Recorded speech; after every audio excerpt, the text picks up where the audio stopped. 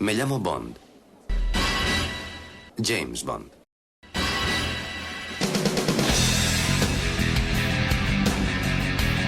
Hola, soy Alberto López, alias Clark en los foros. Bienvenidos al podcast temático de James Bond número 12 de archivo007.com. En esta ocasión vamos a hablar de los guionistas. Si bien en la franquicia de Bond la última palabra siempre la tienen los productores, Cubby Broccoli y Harry Saltzman en la primera etapa, y Michael G. Wilson y Barbara Broccoli en los últimos años, es indudable que los guionistas también han influido en el estilo de las películas y sus tramas. Veamos hasta qué punto pudieron poner su granito de arena cada uno de ellos.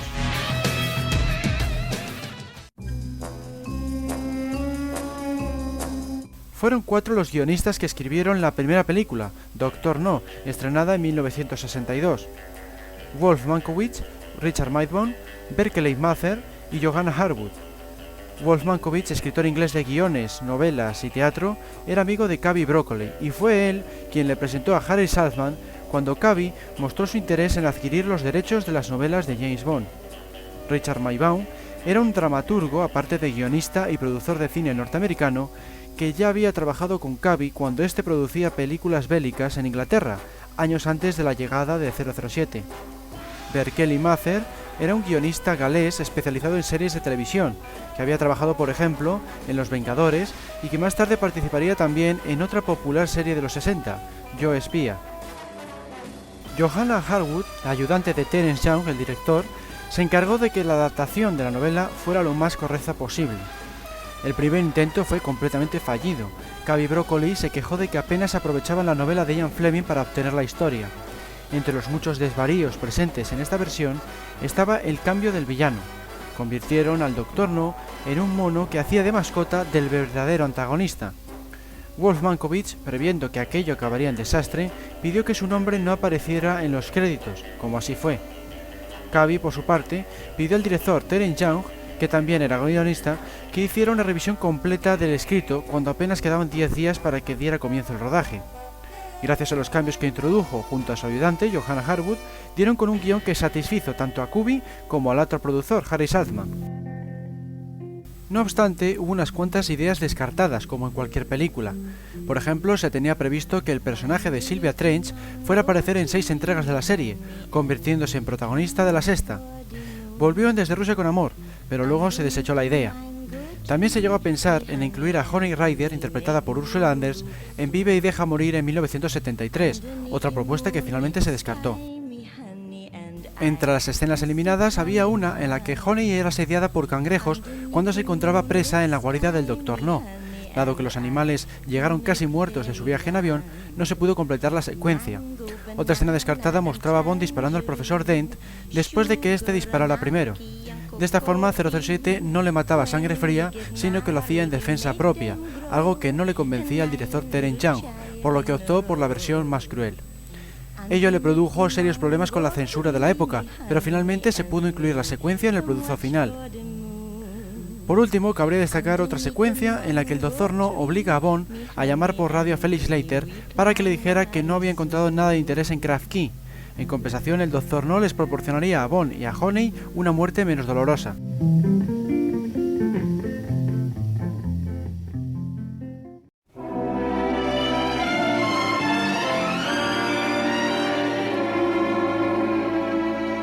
En la siguiente entrega, Desde Rusia con Amor, estrenada en 1963, el dúo de productores volvió a fichar a Richard Maybaum y a Johanna Harwood.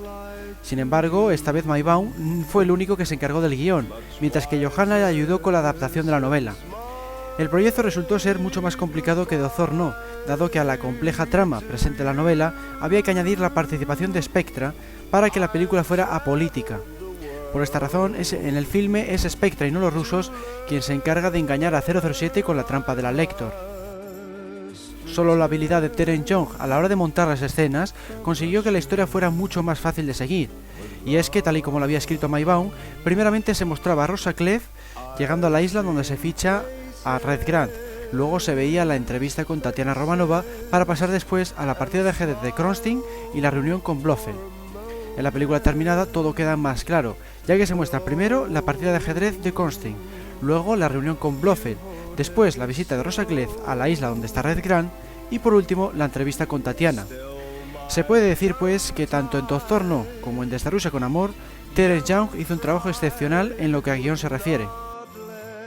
No obstante, será Maibaum el que se convierta en uno de los miembros habituales del equipo Bond, y es que el guionista norteamericano llegará a colaborar en los guiones de 13 de los 22 filmes. En todos ellos dejó su marca, consistente en aportar algo de realismo entre tanta fantasía y acción, así como algunos toques de humor. Por otro lado, se encargó también del guión de Chitty Chitty Bang Bang, la única cinta de Eon Productions fuera de la saga de 007, y de algunos capítulos de la serie de animación James Bond Jr., estrenada en los años 90.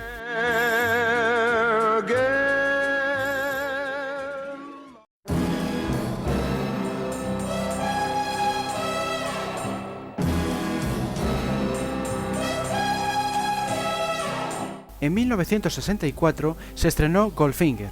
Para la tercera entrega de la serie, los productores querían una cinta más ligera y menos política que las dos anteriores. Richard Maibaum se puso manos a la obra, elevando el número de gadgets y la dosis de fantasía y humor. Uno de los mayores problemas con los que se encontró fue el hecho de que Pussy Galore era lesbiana en la novela de Fleming. Tuvo que ingeniárselas para que el resultado fuera lo más sutil posible, tal y como hizo en Desde Rusia con Amor con el personaje de Rosa Klebb, que se sentía atraída por Tatiana Romanova. Al igual que sucedió con las dos primeras películas, buena parte del éxito de Goldfinger se le debe a su director. En esta ocasión se fichó al inglés Guy Hamilton, quien aportó un gran número de ideas, sobre todo para los gadgets. Suya fue la idea de la matrícula giratoria del Aston Martin, por ejemplo. El productor Harry Saltman, por su parte, cambió la parte de la desactivación de la bomba nuclear. En vez de detener el contador cuando quedaban 3 segundos, sugirió que fueran 7 para que en el marcador se viera 007. Este cambio produjo un fallo de continuidad, ya que luego se hace referencia a que solo quedaban 3 segundos.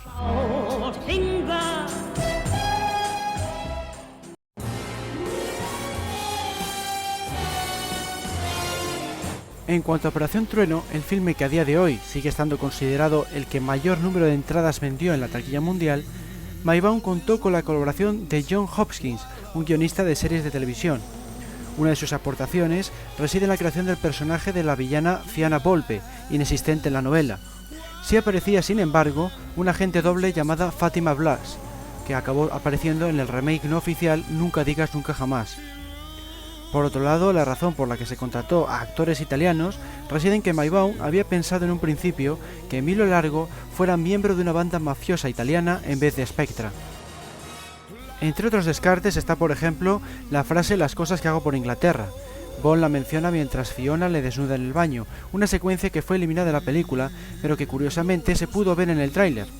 Más tarde se usaría en Solo se vive dos veces y en otra secuencia descartada de El mundo nunca es suficiente. También se eliminó una versión de la escena en la que Bond y Dominó se sumergen detrás de una roca y luego salen burbujas. En ella, un bikini salía flotando, algo que al productor Cavi Broccoli le pareció demasiado sugerente.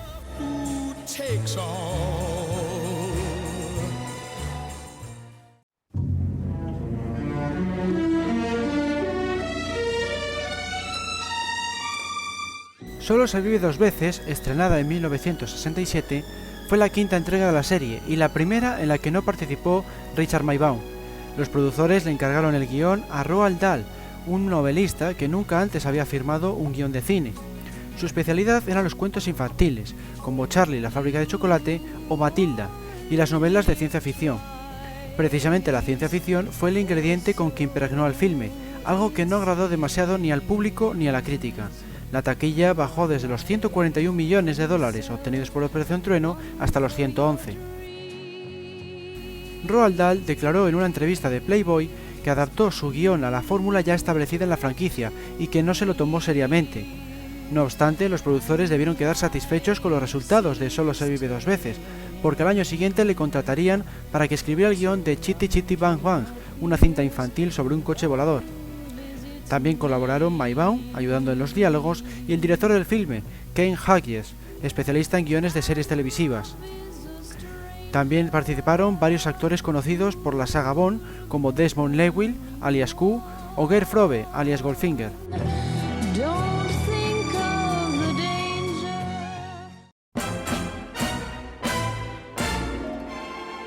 La siguiente entrega fue Al servicio secreto de su majestad, estrenada en 1969.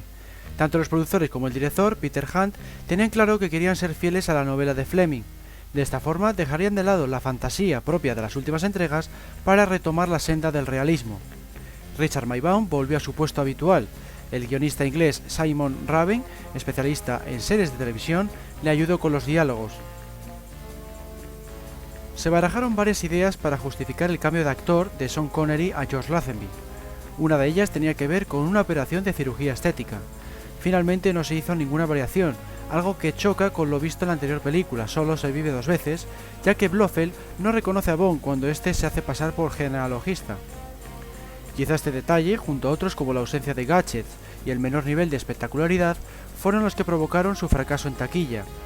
Su recaudación fue de tan solo 88 millones de dólares.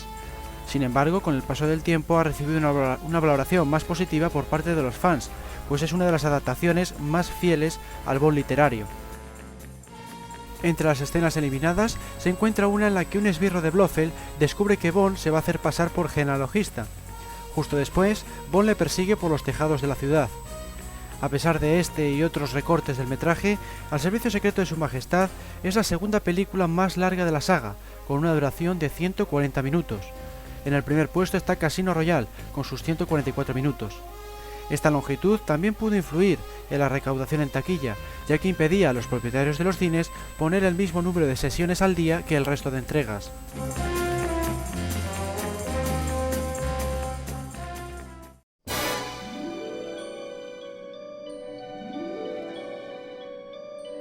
La segunda película en la que no participó Maybaum fue Vive y deja morir, estrenada en 1973. El encargado del guión fue Tom Mankiewicz, quien ya había trabajado con Maybaum en la anterior entrega, Diamantes para la eternidad, estrenada en 1971. Ya en aquella se había notado su participación, al incluir una dosis mayor de humor. Lo había seguido Sean Connery. El escocés estaba deseoso de que Bond fuera un personaje más cómico. También lo exigía el público, visto el fracaso económico que supuso la dramática Al servicio secreto de su majestad. El guión de Diamantes para la eternidad lo empezó Richard Maybaum. A petición de Broccoli, intentó repetir la estructura de Goldfinger. De hecho, se había contratado al director de aquella, Guy Hamilton, y la canción iba a ser interpretada también por Shirley Bassey. Maybaum pensó que el villano podría ser el hermano gemelo de Goldfinger, pero a Cavey no le hizo gracia. Finalmente fue el propio Cavey quien tuvo la idea principal del argumento. Se le ocurrió tras tener un sueño en el que su amigo, el magnate Howard Hughes, estaba cautivo en un ático. Fue entonces cuando fichó a Tom Mankiewicz para que jugara con este concepto. Al final, Howard Hughes se convirtió en el guión en William White y Blofeld era el villano que le secuestraba para reemplazarle, manejando su imperio desde el ático de su hotel de Las Vegas. La razón por la que se escogió a Tom Mankiewicz como guionista residía en que era americano, y Cavey tenía en mente americanizar a Bond para que obtuviera un mayor éxito en la taquilla de ese país. Tal es así que ante la negativa inicial de Connery de regresar, se había contratado al americano John Cavey para interpretar a 007. En el último momento, Connery, ante la suculenta oferta de $1.200.000, volvió a ponerse el smoking. John Cavey, por su parte, recibió su contrato al completo, a pesar de no haber participado en la película, y aceptó de buen grado que Connery regresara al papel. Una de las aportaciones de Mankiewicz fue la contratación de una de las chicas Bond, Lana Wood, quien interpretó el pequeño papel de Plenty O'Toole. Era amiga suya, así que la recomendó a Cavey y este la aceptó. Hubo otras cosas que, por el contrario, no recibieron el visto bueno de los productores. Por ejemplo, en la versión original del guión, los asesinos Mr. Wind y Mr. Kidd iban a matar al médico de Sudáfrica metiéndole el escorpión por la boca en vez de por la espalda. Les pareció que era demasiado fuerte, así que la rodaron de nuevo. También se desechó una incursión de submarinistas hacia la base petrolífera al final del filme, que también llegó a rodarse. Otras ideas se quedaron en el papel, como una persecución de lanchas que se utilizaría finalmente en Vive y deja morir. El resultado en taquilla fue bastante aceptable. Diamantes para la eternidad recaudó $116 millones.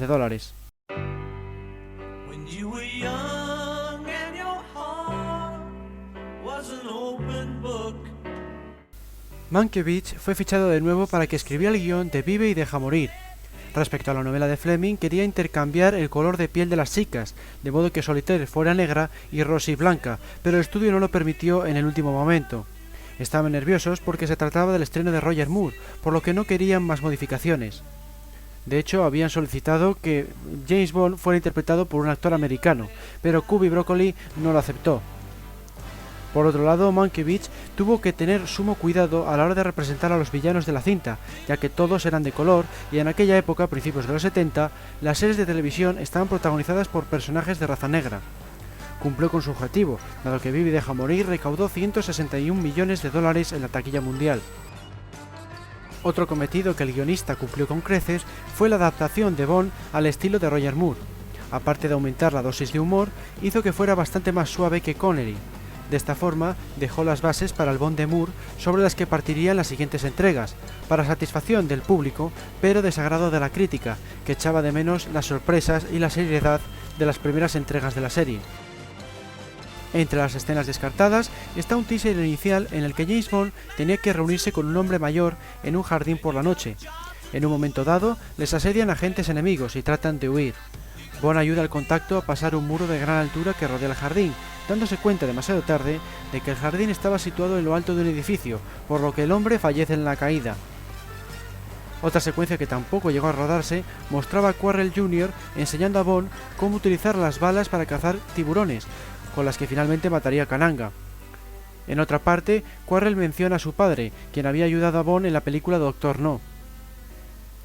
Por último, había otra escena en la que Kananga amenazaba a su esbirro Ti-Hee con arrancarle los brazos y lanzárselos a los cocodrilos cuando éste hace daño a Solitaire.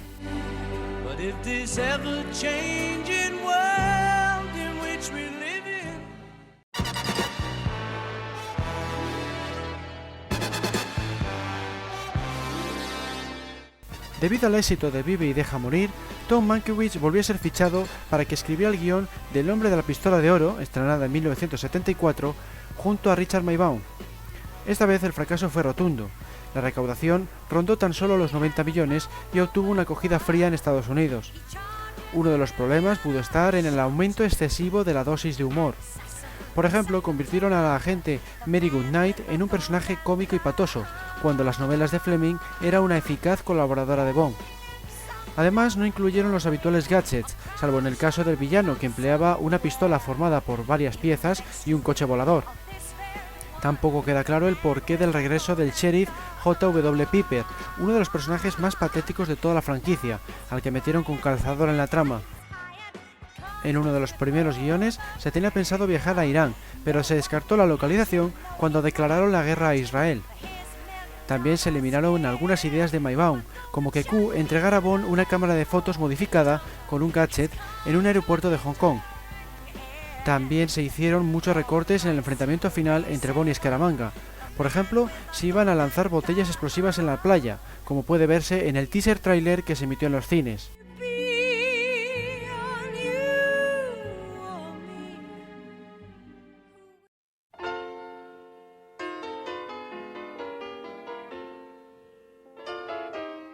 La razón por la que se fichó al guionista Christopher Good para La espía que me amó, estrenada en 1977, está clara. Tras el fracaso en taquilla del Hombre de la Pistola de Oro, los productores querían un guionista nuevo que trajera nuevas propuestas.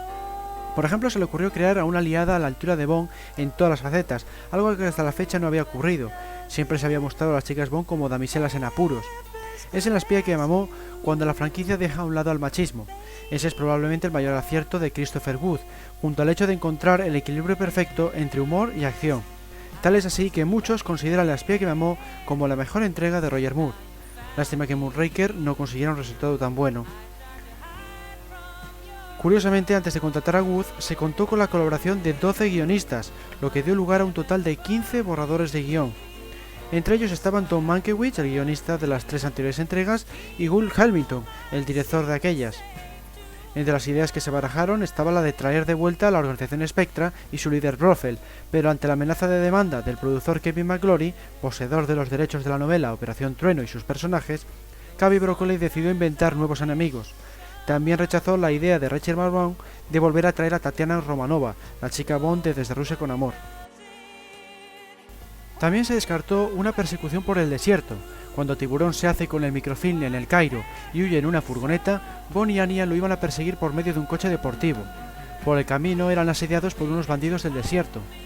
Anya utilizaba entonces unas minigranadas camufladas como perlas de su collar para deshacerse de ellos. Por otro lado, Ken Adam, el diseñador de la producción, tuvo la idea de incluir la cubierta del barco Liparus en el interior de su armazón junto a los submarinos en vez de en el exterior al aire libre, como se había establecido en el guión original.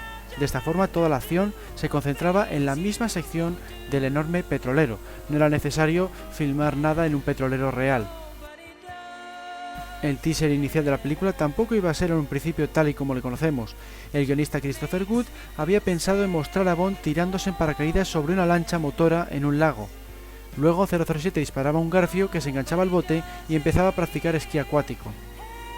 Otra idea para el teaser inicial situaba la acción en alta mar. Bond estaba acompañado por una bella mujer cuando recibe una señal de M, se sube a una tabla de surf y es recogido en la playa por un jeep. Varias ideas más se quedaron fuera del guión definitivo. Por ejemplo, se había pensado una partida de backgammon entre Calva y Bond, una idea que se retomaría en Octopussy. También se tenía en mente utilizar 3 asesinos trillizos llamados Tic Tac y Toe, otra idea que curiosamente también acabó en la trama de Octopussy. En cuanto a escenas eliminadas, cabría destacar un final alternativo del personaje de Tiburón. El director Lewis Gilbert dudó entre dejarle con vida o matarlo, así que rodó una secuencia en la que moría. Al final se optó por el final en el que sobrevive y su éxito entre el público fue tal que se vio obligado a incluirlo en la siguiente entrega, Moonraker.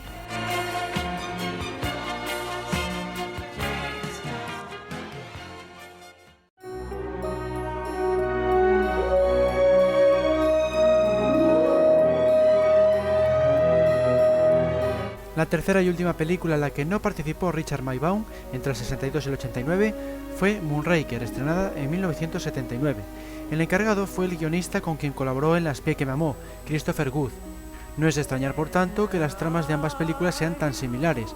En las dos aparecen 2 espías aliadas de Bond, el esbirro corpulento es el mismo, Tiburón, los 2 villanos quieren acabar con el mundo para iniciar uno nuevo, y los gadgets son más abundantes que nunca. La mayor diferencia entre una y otra cinta reside en el humor, mucho más elevado en Moonraker.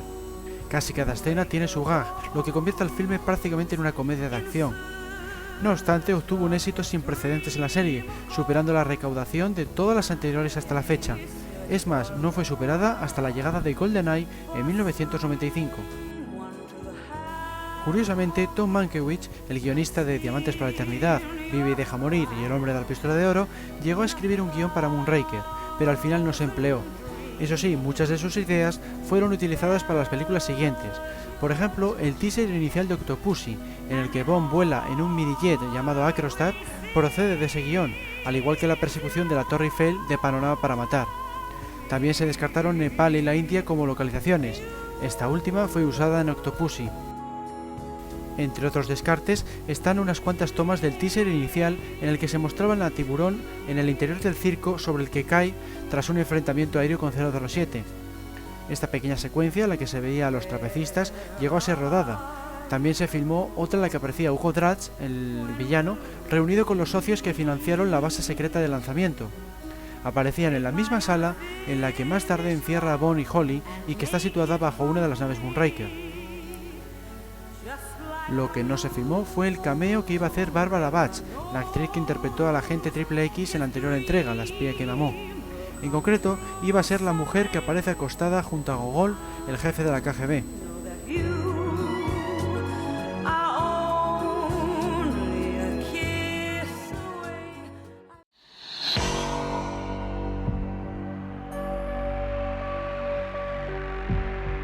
Tras Moonraker, los productores volvieron a llamar a Richard Maybaum, quien se encargaría de todas las películas de los años 80. Contaría con un colaborador muy ligado a la franquicia, Michael G. Wilson, el hijastro de Cubby Broccoli, un papel que continúa ejerciendo en la actualidad. Se suele encargar de encontrar la motivación del villano y de las explicaciones científicas relacionadas con sus maléficos planes. Por otro lado, suele interpretar pequeños papeles, la mayoría de las veces sin diálogos, a modo de cameo. En Solo para sus ojos, estrenada en 1981, todos estaban de acuerdo en que debían dejar de lado la fantasía tras la mostrada en Moonraker. Así pues, Richard Maybaum y Michael G. Wilson prescindieron de los gadgets y otorgaron a la trama de una mayor dosis de realismo y seriedad. Solo una escena en concreto molestó a Roger Moore precisamente por su crudeza, cuando acaba con la vida del asesino Locke lanzando su coche por un precipicio. Al final quedó claro que era la mejor opción para recuperar algo de la esencia perdida del personaje. En un principio, el dúo de guionistas había pensado en situar la escena del asesinato de los padres de Melina en el teaser inicial de la película, de modo que la mirada de la chica iniciaba la habitual secuencia de créditos, pero al final se optó por la del helicóptero de Blofeld.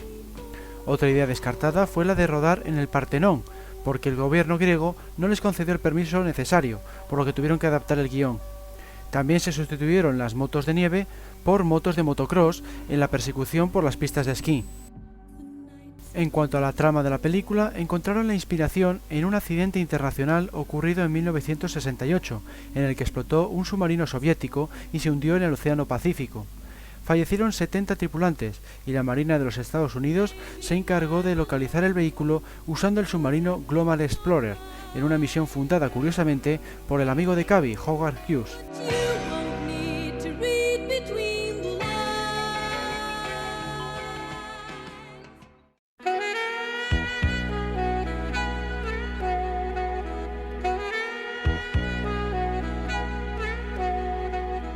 En 1983 se estrenó Octopussy.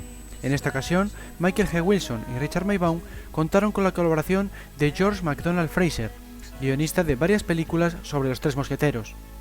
No obstante, partieron de muchas ideas ya consideradas años antes. Por ejemplo, la escena inicial del jet Acrostar se había pensado para Moonraker. En concreto, iba a haber sido el medio de transporte utilizado por Holly y Bond para dar con la base secreta de Drax en Brasil. En la secuencia eran atacados por unos aviones y se veían obligados a amenizar en el río. La idea de que Bond viaje a la India también se había considerado para dicha entrega. La escena del backgammon se pensó para La espía que me amó, cuando Bond se reúne con Max Calva, así como la presencia de los gemelos enemigos. La secuencia de la cacería se planteó para El hombre de la pistola de oro. Por supuesto, también se inspiraron en la obra de Fleming. En concreto, usaron partes de dos relatos cortos, Propiedad de una dama, que inspiró la secuencia de la subasta del huevo de Fabergé, y Octopussy, que narraba una historia similar a la que cuenta la propia Octopussy acerca de su padre. Por otra parte, en uno de los primeros borradores se ideó una trama en la que Octopussy era la villana y utilizaba la muerte de Tracy, vista en el servicio secreto de su majestad, para manipular a Bond y lograr que se uniera a ella para cobrar venganza de Spectra. La batalla legal con Kevin McClory conllevó que se descartara este planteamiento, como ya había ocurrido en La espía que me amó.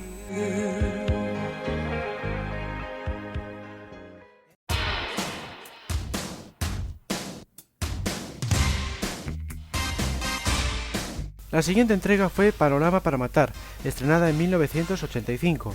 Se trata de una de las películas más criticadas no solo por la edad de Roger Moore, que ya tenía 58 años, sino también por la escasa originalidad de su argumento. Su parecido con Goldfinger es notable. En ambas el villano se une a varios criminales para dar un golpe de gran escala, ambos poseen un establo de caballos, son de origen alemán, etc. Entre las escenas descartadas está una en la que Bond empleaba al perro robot creado por Q para espiar las bombas petrolíferas de Thorin. Hubo otra que incluso se llegó a filmar, en la que 007 debía dar cuentas de la persecución de Mayday en la Torre Eiffel en una comisaría de París. Otra escena eliminada mostraba una manifestación por parte de los pescadores de San Francisco. Se hacía hincapié en que las bombas de extracción de Industrias Thorin estaban destruyendo a los cangrejos de la zona. Bond y su enlace Chuck iban en uno de los barcos, observando de cerca las instalaciones del villano. Por otro lado, se descartó del montaje definitivo una escena que mostraba a Thorin y sus esbirros aproximándose al ayuntamiento de San Francisco. Luego se bajaban del coche y cogían los bidones de gasolina con los que después provocan el incendio. Al director John Glenn no le gustó esta última parte porque quedaba un tanto vulgar. Por otro lado, quitó la secuencia porque tampoco contaba nada relevante. Por último, se rodó también una escena en la que mostraba con más detalle el despido de Stacy en el ayuntamiento. Se la mostraba discutiendo con el alcalde acerca de los problemas medioambientales que estaba provocando Industrias Thorin. John Glenn decidió suprimir esta secuencia porque la había rodado en una única toma, sin cortes ni primeros planos.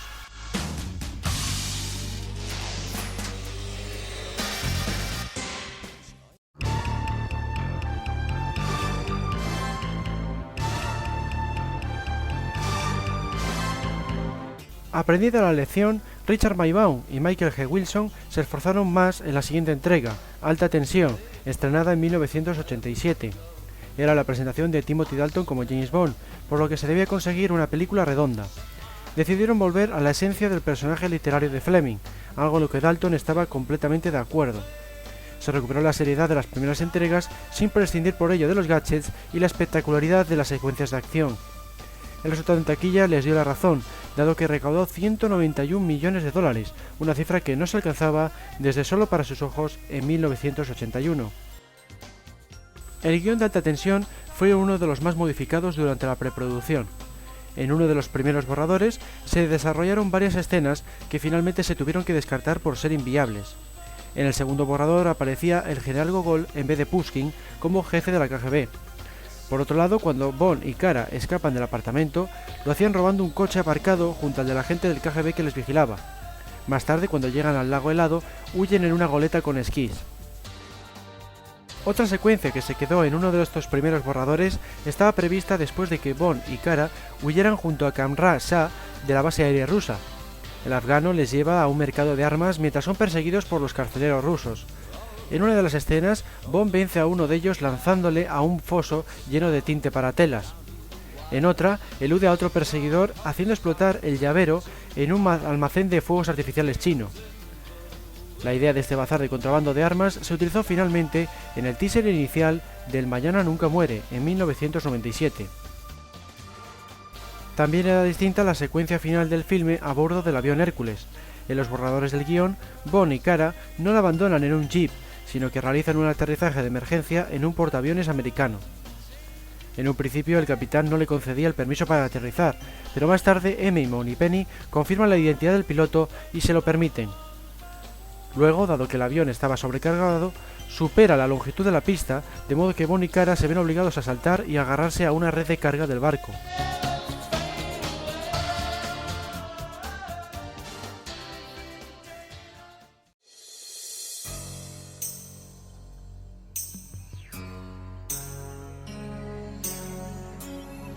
En 1989, Richard Maybaum colaboró por última vez con Michael G. Wilson en el guión de Licencia para Matar. Dado que la temática que estaba de moda a finales de los 80 era el tráfico de drogas, y más aún con el caso del narcotraficante Manuel Antonio Noriega, llegaron a escribir dos borradores que ubicaban la acción en el Triángulo de Oro, en Colombia, y con un capo de la región como villano. Una de las ideas que tuvieron fue la de una persecución en moto en la Gran Muralla China, pero el gobierno de este país puso tantas exigencias sobre el guión que tuvieron que descartar el lugar.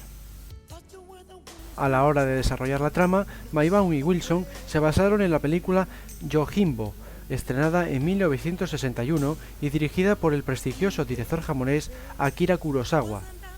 En aquella, el héroe también se infiltraba en la banda rival para destruirla desde dentro. Por otro lado, optaron por aumentar el nivel de violencia, siguiendo la opinión de Dalton y del director John Glenn de adaptar el Bond literario lo más fielmente posible. Fue seguramente uno de los motivos del fracaso comercial en Estados Unidos. No obstante, la recaudación mundial ascendió a los 150 millones de dólares, de ahí que Cavey tuviera en mente seguir con Dalton para una tercera entrega, tal y como estaba previsto en el contrato del actor. Pero diversos problemas legales sobre la propiedad y la distribución de la franquicia retrasaron el proyecto. Tanto que cuando se disponían a empezar la preproducción de esa tercera película, en 1994, Dalton declaró que no quería participar, de modo que escogieron a Pierce Brosnan para sustituirle.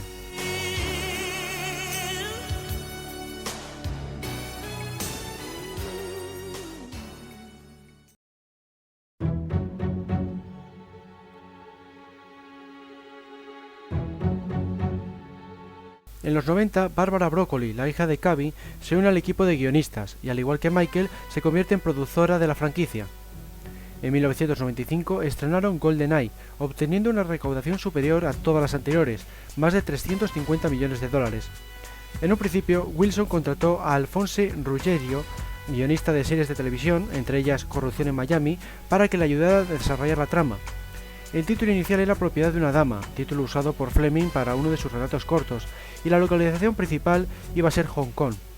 El teaser con que daba comienzo a la historia nada tenía que ver con el que finalmente se rodó, ya que mostraba a Bond saltando con su Aston Martin sobre el techo de un vagón de tren. No convencidos con el resultado, los productores contrataron a Michael France, el guionista de Máximo Riesgo de Stallone, para que creara una historia nueva. Años después se especializaría en el género de los superhéroes, con películas como Hulk y Los Cuatro Fantásticos. Luego, Michael y Barbara ficharon a Jeffrey Kane y Bruce Feinstein para escribir el guión definitivo a partir de la trama de Michael Friends. Jeffrey Kane nunca había trabajado para el cine hasta ese momento, solo había participado en series de televisión como The Chief.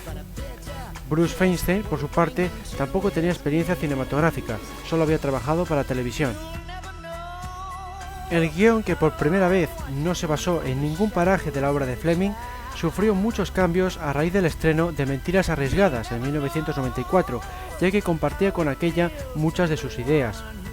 Por otro lado, el personaje de 006, Alec Trevelyan, en los primeros borradores era mucho más mayor porque era el mentor de Bond. Los productores intentaron contratar a Anthony Hopkins, pero cuando rechazó el papel, decidieron que fuera más joven. Así quedó la incoherencia de que Alec cuente que sus padres sufrieron la Segunda Guerra Mundial. Si así hubiera sido, su personaje tendría más de 50 años. Curiosamente, se hizo otro intento de fichar a Anthony Hopkins para que interpretara al villano del Mañana Nunca Muere. Si bien GoldenEye sirvió para que 007 volviera a ocupar su trono, obtuvo críticas encontradas. Mientras que unos la consideran la mejor de Brosnan, otros están en contra por sus excesos y sus numerosas explosiones. Por fortuna para la continuidad de la serie, la taquilla superó las expectativas más optimistas.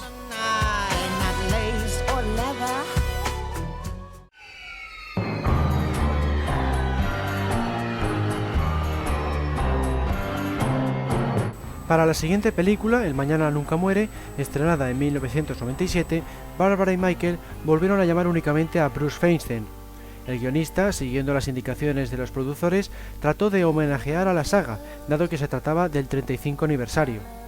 De ahí que la trama recuerde en parte a Solo se vive dos veces y en general posee un guión más tradicional que el que se vio en GoldenEye. Por ejemplo, el villano vuelve a ser un magnate megalómano que cuenta con la protección de un esbirro físico del estilo de Oddjob o Tiburón. También se recupera el clásico coche lleno de gadgets. Incluso la banda sonora resulta similar a lo que solía ser lo habitual en la serie, es decir, una fuerte presencia de la orquesta sinfónica. El resultado no pudo ser mejor, ya que está considerado por muchos como la mejor entrega de Brosnan y recaudó casi lo mismo que GoldenEye, y eso que se estrenó en las mismas fechas que Titanic.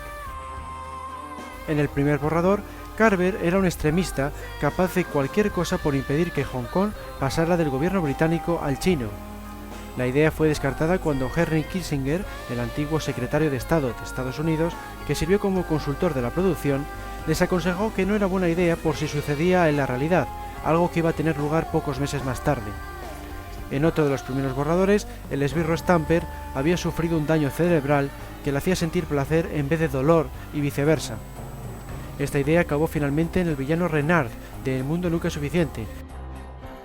Resulta curioso que hay quien dijo que la trama definitiva, en la que el general Chang pretende provocar la Tercera Guerra Mundial por medio de un barco invisible, parece recordar a Star Trek VI, Aquel País Desconocido, estrenada en 1991. En aquella, el villano también se llama General Chang y pretende provocar la guerra empleando una nave invisible. En cuanto al título de la película, existen muchos rumores acerca de cómo se iba a haber titulado. Algunos dicen que era Tomorrow Never Lies, es decir, El Mañana Nunca Miente, pero que se perdió por culpa de un error tipográfico. Otros afirman que iba a ser Tomorrow Never Comes, es decir, El Mañana Nunca Viene, título que supuestamente aparecía al principio de la cinta VHS que se comercializó tiempo después de su estreno en cines.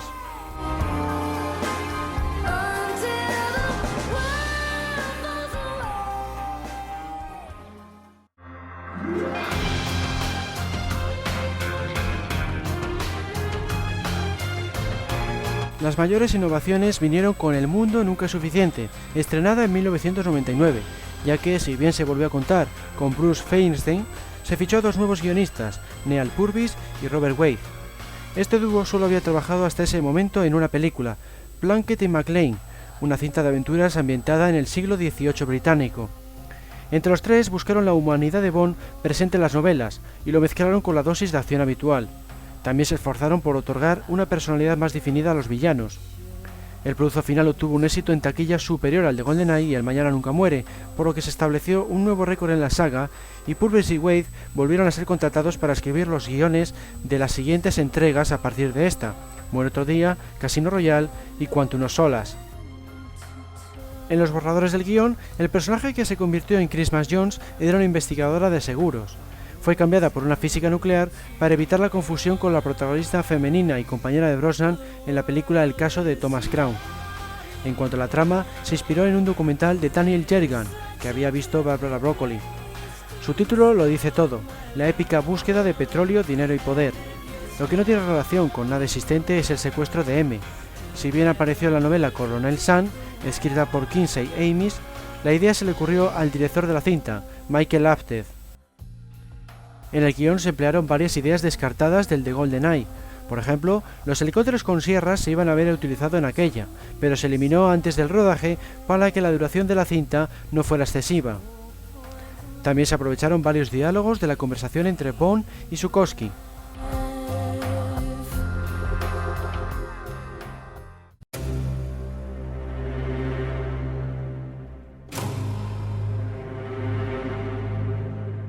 En resumidas cuentas, los productores incitaron a los guionistas, Purvis y Weitz de nuevo, a que extrajeran todos los detalles que pudieran de la obra de Fleming con motivo de celebrar el 40 aniversario de la saga. Como en todas las entregas, hubo varias cosas que se quedaron fuera de la película. Por ejemplo, se llegó a barajar la posibilidad de que fuera Wai Ling la espía que ayuda a Bond en Hong Kong. El personaje fue interpretado por Michelle Yeoh en El mañana nunca muere. Finalmente no se llegó a un acuerdo con la actriz, de modo que fue sustituida por Chang, el recepcionista del hotel y agente del servicio secreto chino. También se quedó fuera una secuencia que incluso llegó a ser rodada. Mostraba a Bond saliendo del avión que le lleva de vuelta a Londres durante el aterrizaje. Se sujetaba a la rueda delantera y huía corriendo por la pista del aeropuerto para así evitar a las autoridades. En cuanto al título de la película, fueron varias las opciones que se tuvieron en cuenta. Las que más se rumorearon fueron Más allá del hielo, Sol negro y Fusión fría. Curiosamente, hubo un nombre que tuvo que ser cambiado por una coincidencia, el satélite Icarus, que había sido bautizado en un principio como Solaris. Se descartó por llamarse igual que la película de George Clooney, en producción por aquel entonces. Michael G. Wilson y Barbara Broccoli volvieron a llamar a Neal Purvis y Robert Weitz después del estreno de Muere otro día para que escribieran el guión de una película protagonizada por Jinx, el personaje de Halle Berry. También contrataron a un director, Stephen Frears, artífice de Las amistades peligrosas, Alta fidelidad o Negocios ocultos, entre otras. Sin embargo, probablemente debido al poco éxito de otras cintas de acción protagonizadas por mujeres, como la segunda parte de Los ángeles de Charlie y la continuación de Tomb Raider, llevaron a la Metro-Goldwyn-Mayer a descartar el proyecto. Halle Berry, por su parte, estaba encantada con la idea. Le había gustado mucho el personaje de Jinx, por lo que no le hubiera importado participar en esta producción o incluso aparecer en otro filme de Bond de forma gratuita.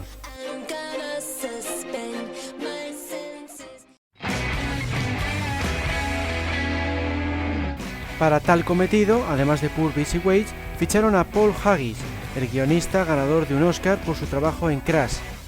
El resultado no pudo ser más brillante, ya que lograron satisfacer no solo a los fans y al público, sino también a la crítica, algo que no ocurría desde las primeras entregas de la serie.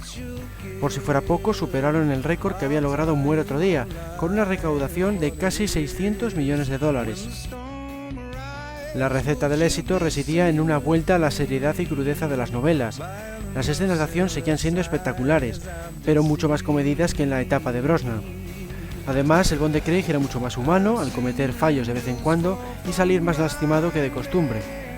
Incluso le llegan a torturar, algo habitual en las historias literarias. Si hasta añadimos unos diálogos muy perspicaces y unas interpretaciones soberbias, queda claro que el éxito es bien merecido. Solo los seguidores acérrimos de la fórmula cinematográfica salieron defraudados de las salas de cine.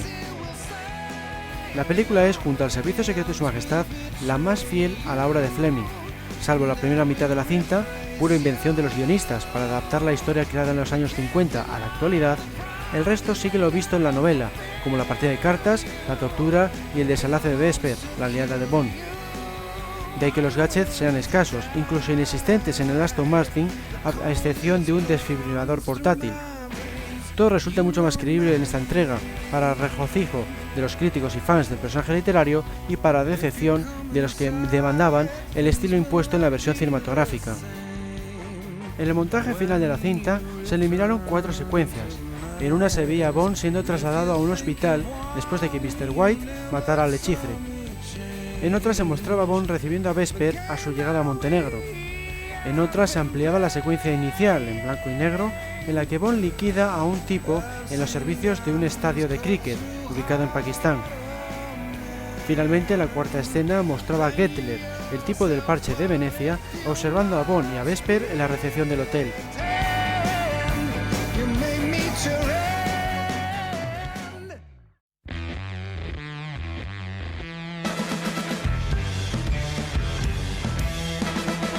El trío de guionistas de Casino Royale, Neal Purvis, Robert Weitz y Paul Haggis, repitió en Quantum of Solace, la última entrega hasta la fecha, estrenada en 2008, pero no obtuvo el mismo éxito entre la crítica. Si bien logró recaudar otros $500 millones, dejó insatisfecha a buena parte de los espectadores. Extrañamente, los guionistas se decantaron por la acción en detrimento del argumento, convirtiendo la película en un producto pobre y muy inferior a Casino Royale. Muchos la comparan incluso con las clásicas cintas de Charles Bronson, al presentar a un Bond ávido de venganza. Da la sensación, por tanto, de que han vuelto a cometer el mismo error que en su día cometieron Michael G. Wilson y Richard Maybaum con el guión de Licencia para Matar. En aquella, el Bond de Timothy Dalton se volvió excesivamente oscuro y violento, y también trabajaba por su cuenta, desobedeciendo a las órdenes del MI6. Por primera vez en la saga, se rodó un final alternativo, según reveló el director, Mark Foster. En él, supuestamente se muestra a Bond yendo a por Mr. White y al misterioso Guy Haynes en una mansión de Quantum, una secuencia similar al desenlace visto en Casino Royale. Incluso decía su mítica frase: "Me llamo Bond, James Bond". El director aseguró que la razón de su descarte no reside en el hecho de aparecer esa frase, sino porque la consideraron poco aceptable para la trama. Supuestamente esta escena, de 1 minuto de duración, iba a servir para que Casino Royale, Quantum of Solace y la siguiente entrega formaran una trilogía. Se podrá ver esta secuencia en la llamada edición definitiva de la película en DVD, cuyo lanzamiento está previsto para el 28 de julio de este año.